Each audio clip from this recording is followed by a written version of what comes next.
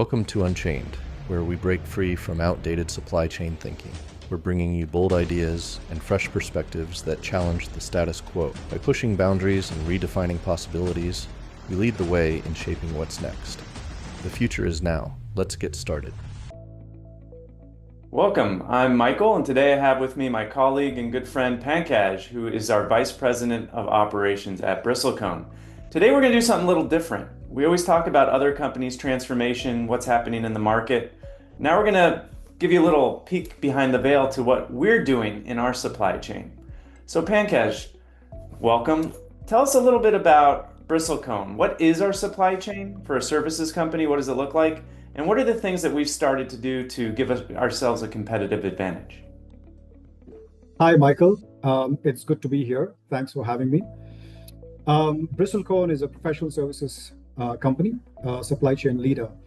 And for us, our assets are our talent, our people. And our supply chain is the talent supply chain. And whatever we do in the supply chain is focused on meeting our customer demands.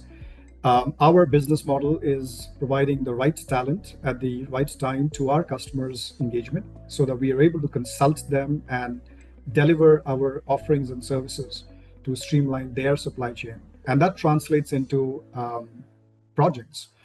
So the whole idea is for us to really look at our supply chain in such a way that we are able to forecast our demand of the headcount that is required to deliver these projects.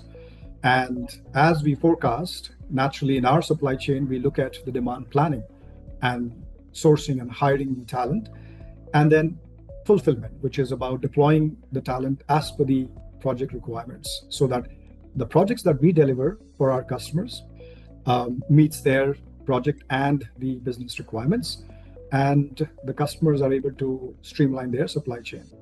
Okay. So it sounds like we have all the classic elements of a supply chain. We have demand side, supply side, flow of information. Seems simple though. Do we just manage it by Excel or using some technology here? Well, a couple of years back, that was really the case, taking help from Excel. And of course, we did have our business applications supporting that in a major way. However, 2 years back, we realized the need to streamline our business application landscape, keeping in mind the efficiency and scalability of our own operations. And that really prompted us to drive a transformation program. And it was a phased approach, a roadmap that we carved out, starting by laying the digital foundation, which really for us was the simplification of our business applications, reducing the application footprint, streamlining the processes, interconnecting them to drive the end-to-end value stream, because that's the area of opportunity in terms of delivering efficiencies and seamless data flows. And that really allowed us to ensure that the teams that are involved across the supply chain are collaborating better, efficiently, and with the visibility of the state of the business. And that was an important start of the journey. And we've very successfully completed a major phase of this roadmap and entered into another critical juncture, which allows us to be more of an AI first supply chain leader as we kind of walk the talk and help our customers bring AI led transformation for their supply chain. Okay, so we always hear people say we're AI first, and usually that means they use ChatGPT or they use some sort of advanced catalog system. What does that mean for us? What are the systems we're using? What are the platforms we chose? And how are we really harnessing AI to give us that competitive advantage?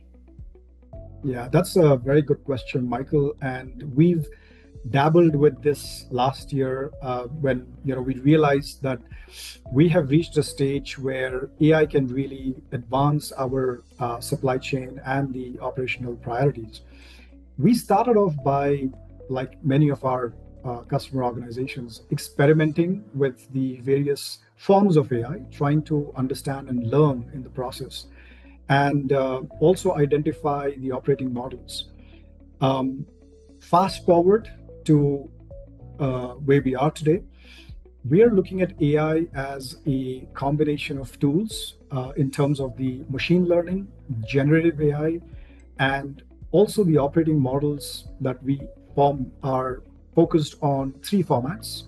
One is developing in-house solutions with our own data and analytics teams. The second is leveraging the AI functionalities of our business applications, because many of these are SaaS platforms, and we see our partners coming up with these AI functionalities which serve our requirements. And third is working with a partner that specializes in product engineering and AI driven solutions. And this operating model has really helped us identify what AI version of technology is best suited for us. So our attempt to AI was to be watchful, um, deliberate, and use AI where it really adds value. Well, can you give me a practical example, something that crosses all functions of the supply chain? So it starts from, demand sensing all the way to fulfillment. What is an AI tool that we've used, and can you describe it on how it's just made things better for us? Sure. Let me start with the demand forecasting. Our phase one of the transformation project really drive a lot of automation by integrating our CRM, ERP, and the financial management systems. So we were able to get a end-to-end view of our supply chain all the way through our sales process, our resource management, sourcing, hiring, and the financial revenue recognition. Now, we had a very good understanding of the state of the business. However, it was retrospective, it was what has happened. For us to really look at the future, we really need to understand what is the outlook and what is the forecast. While there was an element of demand forecast coming through the process of the sales and revenue forecast, we employed an AI-based solution to enhance that and give a model-based approach considering various parameters which otherwise were not possible in the current system. So today we have a AI-enabled demand forecasting model which works with the existing process. And also, by the way, what's important to note is we are not discounting the value of our teams and whether it's our commercial teams or our delivery teams. So this solution is going to be augmenting what our teams know already on the ground. So it's a more human-centric, assisted AI approach that we have taken in demand sensing. Now, once we know that, let's say, a demand forecast requires certain headcount in terms of number of people, skills, location, the similar downstream impact is to be able to plan better, right? So with the teams that we have on the ground, with the teams that are coming out of projects, we have a mechanism to really understand the planning aspect of the demand. We are also using AI in terms of sourcing and hiring, in terms of the AI-assisted matching of the demand versus the candidates that we are hiring. So these are some of the examples that we are already implementing in our supply chain. There are many more, and happy to go into the details, but just to elucidate these examples, I just want to call these out. Oh, those are great. So what's next for Bristlecone? You've talked to us a little bit about where we're at. It sounds like it's not over. What does the end state look like, and how far away are we from that? Right. So, like I said, we embarked on a transformation journey almost about a year and a half, 2 years ago. We laid the digital foundation, we drove the enterprise automation, and we started operating our own supply chain almost about a year back. We've got all the systems in place to give us the visibility and enable data-driven insights and decision-making as we stand today. However, like I said, our success is in our customer success and our ability to forecast the demand and then plan accordingly.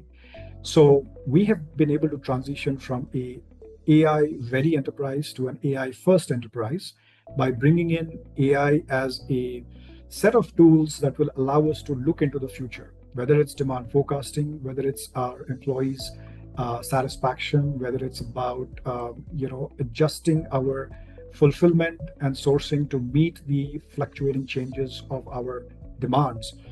We are looking at AI Gen AI and very simple, automation solutions combined together to give us that peek into the future and be ready to take certain decisions today. So we have really set off a dozen projects that are leveraging AI in various forms, over about 50 use cases that are getting addressed. And of course, these are projects that are completed. Many of them are ongoing. And as we go forward, I think we will see more of the requirements that could be met through AI. But essentially, bringing AI and automation to drive the required transformation in our supply chain so that we are able to meet our customers' demand with the right talent at the right time and make our customers successful with the offerings and services that we have to deliver to them. Wonderful. Well, Pankaj, it sounds like you're a busy man, so I'll let you get back to your very long to-do list. To everyone watching, I hope you can see how we walk the talk and how we can take what we've learned in our company, bring it to yours, as well as all the best practices that we learn throughout the market. Thank you for listening to another episode, and I'll see you next time.